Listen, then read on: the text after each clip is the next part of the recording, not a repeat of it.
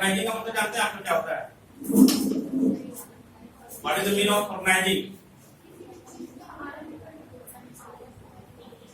देखिए यहाँ ऑर्गेनाइजिंग जो शब्द बना है वो बना है ऑर्गेनाइजेशन। ऑर्गेनाइजेशन क्या होता है?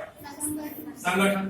ठीक है, कोई भी संस्था को चलाने के लिए एक मजबूत संगठन की जरूरत होती है, और संगठन से जो हम काम करते हैं, जो काम करवाते हैं, दैट इज कॉल्ड ऑर्गेनाइजिंग। किसी भी काम को एक मजबूत संगठन के द्वारा कराना, clear? It is called organising. Clear? इसका मीनिंग लिखा हुआ देखिए क्या, let us take example for understand how the organise. इस पॉइंट पर अगर आप ध्यान देंगे,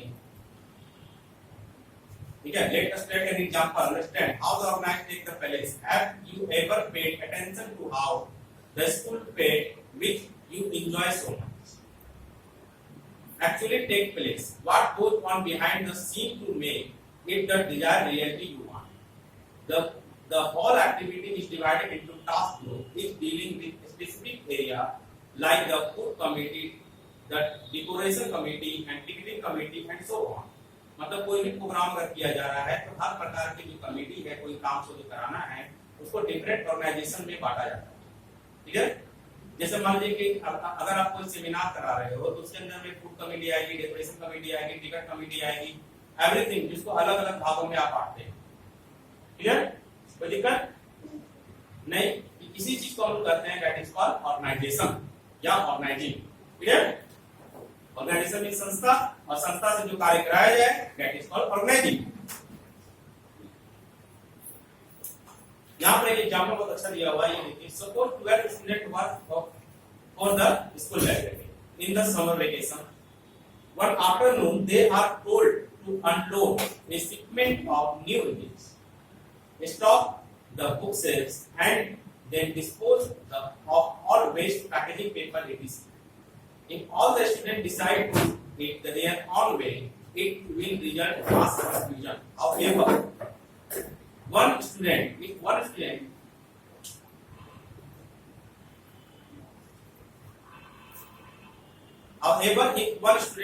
supervise the work by grouping students, dividing the work assignment of each group, their quota, and developing reporting relationship among them, the job will be done faster in the better manner.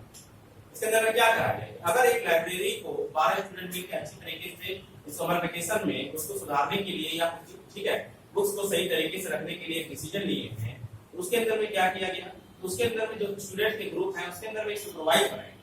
ठीक है, जब तक आप supervisory काम को नहीं करते हैं, और उसके अंदर में लिखा हुआ है कि वर्क को बांटा गया, किस तरीके से बांटा गया, किस ग्रुप में बांटा गया, किसको किस काम को करना है। इससे क्या हुआ, अगर यहाँ पर सभी लोग अपना अपना डिसीजन लेते हैं, यहाँ एक कंफ्यूजन पैदा होता है कि कौन किस काम को करेंगे, कौन क्या काम नहीं करेंगे।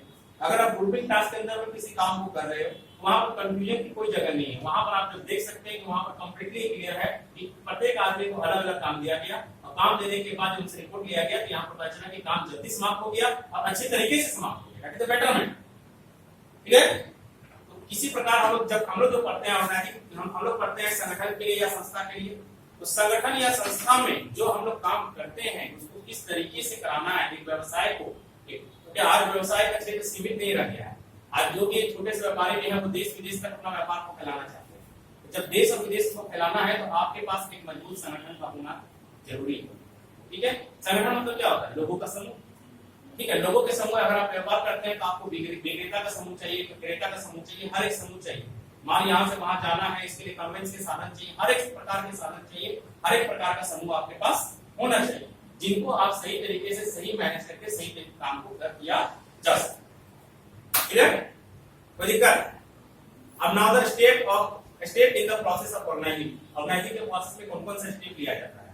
The first step identification and division of work.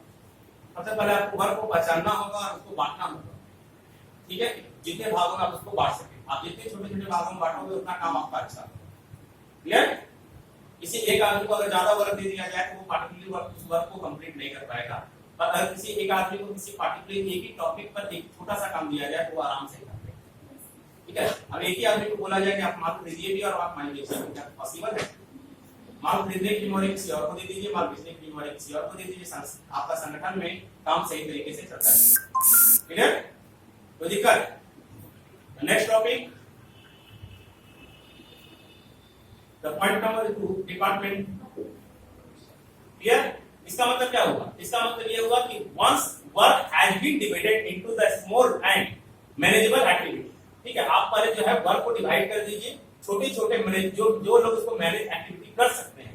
Then those activity which are the similar nature on the group together. उसके बाद जो है जो आपका वर्क है जो सिमिलर नेचर का उनको एक ग्रुप में बांट दिया जाए और उसके बाद उस ग्रुप को बांट के जो ग्रुपिंग प्रोसेस है इसको हम क्या कहते हैं, जो ग्रुपिंग में जो बांटते हैं अपन, जैसे एक पूरा कंपनी का वर्क है, इसको पहले बांटिए कि कौन कौन सा वर्क है। अब जो एक ग्रुप का वर्क है उसको आप जैसे सेल्स डिपार्टमेंट है, तो सेल्स डिपार्टमेंट किसको संभाल सकता है? माल बेचने को भी संभाल सकता है, माल पहुंचाने को भी संभाल सकता है, दोनों को सेल्स डिपार्टमेंट संभाल सकता है। दोनों एक ही ग्रुप का है, तो दोनों एक ही ग्रुप का है तो सेल्स ग्रुप को वो काम दे दीजिए। ठीक है, अब एडवर्टाइजमेंट ग्रुप है, एडवर्टाइजमेंट ग्रुप क्या कर सकता है? एडवर्टाइजमेंट भी कर सकता है, ठीक है, प्रमोशन भी कर सकता है, न्यू प्रोडक्ट के बारे में बता सकता है। तो जो उस ग्रुप का है उसको ग्रुप में बांट दीजिए, जो जिस डिफरेंट वे के ग्रुप है उसमें उसको बांट देना। ये आप क्या करता है? डिपार्टमेंट में इसको बांटिए, अलग-अलग डिपार्टमेंट में बांटिए। Clear? Next topic assignment of duty. Assignment means क्या होता है? What is mean of assignment? Task, जो आपको टास्क दिया गया है उसको आप किस तरीके से करेंगे, ये आपकी ड्यूटी बनती है। Clear? The fourth topic is establishing, sorry here is establishing report relationship. ठीक है, आप जब काम को कर लेते हैं तो आपको रिपोर्ट क्या करना होता है कि आप लोग जो टीम वर्क किए हैं उस टीम वर्क के अंदर में आप लोग का रिलेशनशिप कैसा। क्लियर? कोई problem? The next topic importance of organisation. इसका इंपॉर्टेंस क्या है? Benefit of specialisation. अगर आप स्पेशल ऑर्गेनाइजेशन को बांट देते हैं तो इससे आपको बहुत ज्यादा बेनिफिट मिलता है। Clarity of working relationship. ठीक है, जब वर्किंग रिलेशनशिप, जब एक ही काम को करने वाले दो तीन आदमी होते हैं जिनके बीच अगर रिलेशनशिप अच्छा हो जाए तो काम बहुत अच्छे तरीके से होती है और उन दोनों के बीच कोई मतभेद नहीं रहता। Clear? The point number 3 is optimum utilisation of resources. ठीक है, आप अपने कम से कम संसाधनों से आप ज्यादा से ज्यादा काम कर सकते हो। जैसे आपके पास एक गाड़ी है, आपको माल बोकारो भेजना है, अब बोकारो में आपको एडवर्टाइजमेंट भी करना है, आप उसी गाड़ी से एडवर्टाइजमेंट भी कर सकते हैं, उसी गाड़ी से माल भी भेज सकते हैं। इससे क्या हुआ कि हमने एक ही साधन का दो प्रयोग किया। क्लियर? यहाँ पर वही सिखाता है, अगर आपका ग्रुपिंग सही है तो आप कम से कम संसाधन से भी आप अधिक से अधिक फायदा कमा सकते हैं और अधिक से अधिक काम कर सकते हैं। And the point number 4, adoption to change. Clear? अगर आप कोई परिवर्तन लाना चाहते हैं तो ये भी आप कर सकते हैं, उसको आप अडॉप्ट कर सकते हैं। एडॉप्शन में बना अडॉप्ट से, अडॉप्ट मतलब क्या होता है? लेना। क्लियर? कोई भी परिवर्तन को आप उसको ले सकते हैं और जरूरत पड़ने पर उसको परिवर्तित कर सकते हैं। इफेक्टिव एडमिनिस्ट्रेशन, एडमिनिस्ट्रेशन जो होगा वो इफेक्टिव होगा, काम बहुत अच्छे तरीके से किया जाएगा। Clear? And the development of personal. इससे क्या होता है? प्रत्येक व्यक्ति के जो है अपनी जो आत्म क्षमता है उसमें वृद्धि होती है अगर आपको मजबूत संगठन मिले। ठीक है, ऑर्गेनाइजिंग के संबंध में एक अमेरिकन नागरिक उन्होंने एक बात कही। ठीक है, इसको हिंदी में मैंने लिखवाया था। उन्होंने क्या कहा था कि मुझसे मेरे सब कारखाने, सारा व्यापार और सारा धन ले, पर मेरे संगठन को मेरे पास छोड़ दो, मैं 4 वर्षों के अंदर भी जो है खुद को पुनः स्थापित। इस वर्ड में क्या कहा गया था? इस वर्ड के अंदर में ये कहा गया कि अगर मेरे पास धन भी नहीं है, कुछ भी नहीं है, और मेरे पास अच्छे लोगों का समूह जो काम को ईमानदारी से और मेहनत से कर सके, उस कंडीशन में क्या है कि हमें पैसे की जरूरत नहीं है, पूंजी की जरूरत नहीं है, हम जो जितना मेरा लॉस हुआ उसको हम चाहे 3-4 सालों में फिर से स्ट्रॉन्ग कर सकते हैं।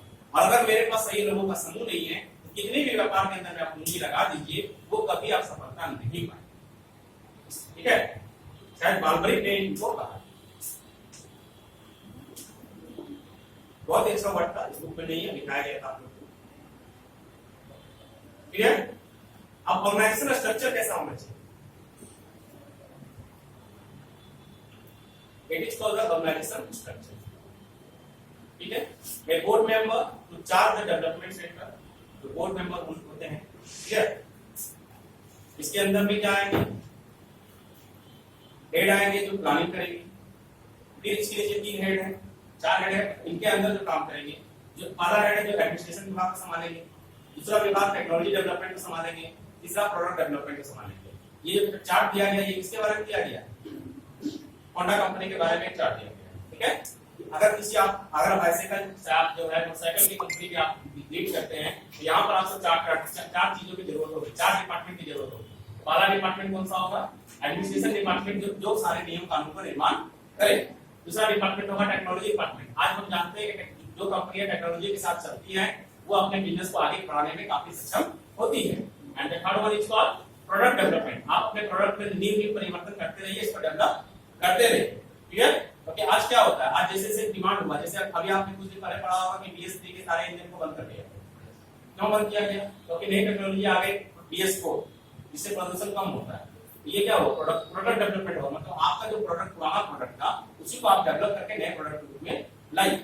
And the fourth department is called head. Head के अंदर में क्या होता है, प्लानिंग होता है। प्लानिंग में क्या है कि आप ये एक डिपार्टमेंटल रोड मैप तैयार करते हैं टेक्नोलॉजी एंड प्रोडक्ट डेवलपमेंट के लिए। मतलब ये सारों कामों को करने के लिए एक अलग से प्लानिंग हेड होते हैं जो सारे काम को एक प्लान देते हैं कि आपको किस काम को कैसे करना है। क्लियर? कोई दिक्कत? समझ में आ गया? ठीक है। अब एडमिनिस्ट्रेशन में क्या आते हैं? All administrative role including general affairs, HR मतलब human resources, facility management, ETC इसके अंदर में आते हैं। एडमिनिस्ट्रेशन मतलब प्रशासनिक विभाग हो गया, इसके अंदर में क्या आता है, कोई भी डिसीजन मेकर जो कंपनी के अंदर में लेते हैं उसको कहा जाता है। ठीक है। अभी डिसीजन मेकर किसके किसके बारे में हो सकता है, बिक्री के बारे में हो सकता है। ठीक है। जनरल अफेयर्स जो सामान्य चिंतन की बातें उनके बारे में हो सकता है। ह्यूमन रिसोर्सेज, मानव का ह्यूमन रिसोर्सेज के अंदर में क्या आता है, जो कर्मी काम करने जा रहे हैं वो कर्मी कहां से आएंगे, कहां जाएंगे, इनके बारे में। और फैसिलिटी, जो फैसिलिटी प्रोवाइड करनी है इसको, लेबर्स को, कंज्यूमर को, all over the enquiry and management जो काम को देखेंगे। टेक्नोलॉजी डेवलपमेंट में क्या आता है, technology development of each component of a product such as engine and chassis. ठीक है। टेक्नोलॉजी डेवलपमेंट क्या करते हैं, वो कंपोनेंट है, होंडा कंपनी के साथ जाए तो उसके अंदर दो टेक्नोलॉजी आते हैं, एक इंजन होता है, दूसरा चेसिस होता है। आज क्या है कि इंजन बहुत सारी गाड़ियों में सेम होता है, पर उसका क्या करते हैं, बाहर का मॉडिफिकेशन चेंज कर देते हैं। अलग अलग तरह का लोगो मॉडल चाहिए, जिसको जैसी जरूरत है उसके अनुसार नए मॉडल को तैयार किया जाता है। इसी प्रकार product development including product design, इसके अंदर प्रोडक्ट का डिजाइन किया जाता है, जैसे जैसे जरूरत हो आज के जमाने में उसको चेंज किया जाता है। यहाँ टेक्नोलॉजी के बारे में है, यहाँ प्रोडक्ट के बारे में। क्लियर? तो प्रॉब्लम समझ में आ गया? सुधारना है?